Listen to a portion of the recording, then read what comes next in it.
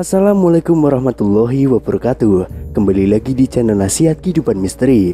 Pada video kali ini saya akan membahas tentang Presiden akan membangun Atlantis di tahun 2023. Kementerian Pekerjaan Umum dan Perumahan Rakyat atau PUPR telah mengumumkan pemenang lomba desain kawasan ibu kota negara yang akan dibangun di Penajam Pasar Utara, Kalimantan Timur.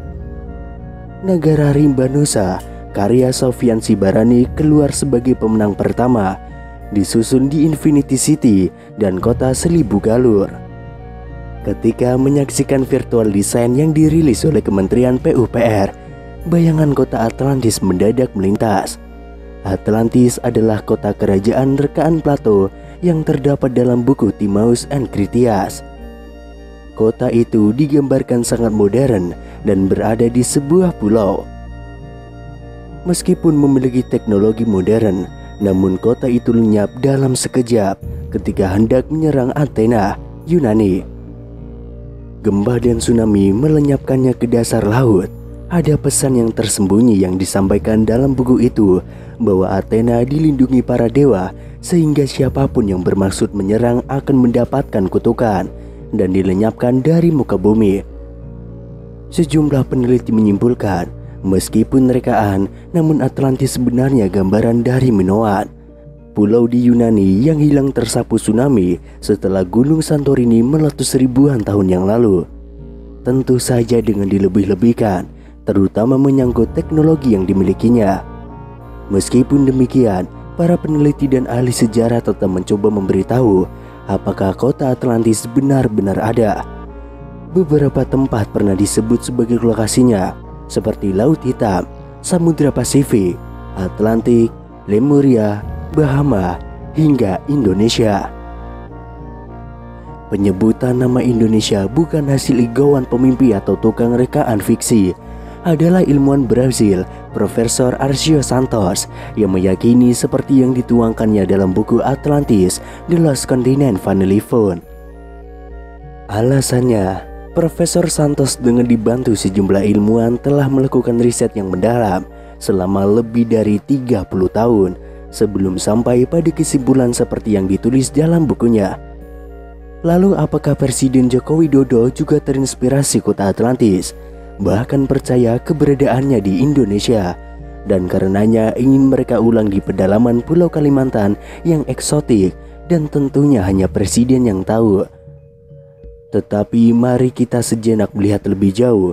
Jika ibu kota benar-benar terwujud seperti dalam desain pemenang, tentu dengan tambahan dan pengurangan sesuai kondisi alam, maka akan berdiri sebuah kota besar dengan teknologi modern, berlatar hutan belantara dan menghadap ke laut lepas, nyaris sempurna seperti gambaran kota Atlantis dalam buku Plato.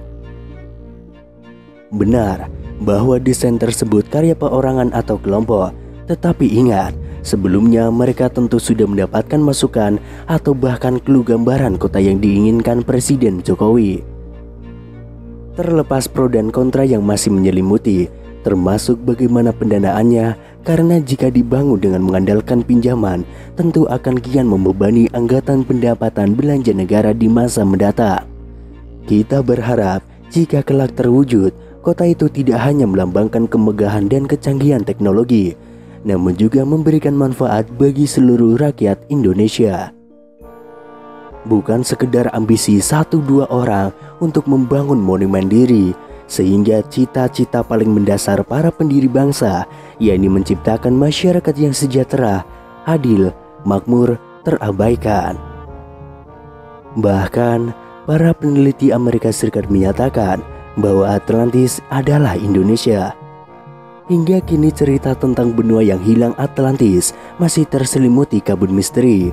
Sebagian orang menganggap Atlantis cuma dongeng belaka, meski tak kurang 5.000 buku soal Atlantis telah ditulis oleh para pakar. Bagi para arkeolog dan oceanografer modern, Atlantis tetap merupakan objek menarik, terutama soal teka-teki di mana lokasinya sebetulnya sang benua.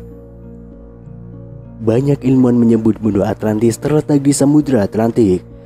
Namun, sebagian arkeolog Amerika Serikat menyatakan bahwa benua Atlantis dulunya adalah sebuah pulau besar yang bernama Sundaland, suatu wilayah yang kini ditempati Sumatera, Jawa, dan Kalimantan sekitar 11.600 tahun yang lalu. Benua itu tenggelam diterjang banjir besar seiring berakhirnya zaman es. Para peneliti Amerika Serikat ini menyatakan bahwa Atlantis is Indonesia, kata Ketua Lembaga Ilmu Pengetahuan Indonesia, Profesor Umar Anggarajeni.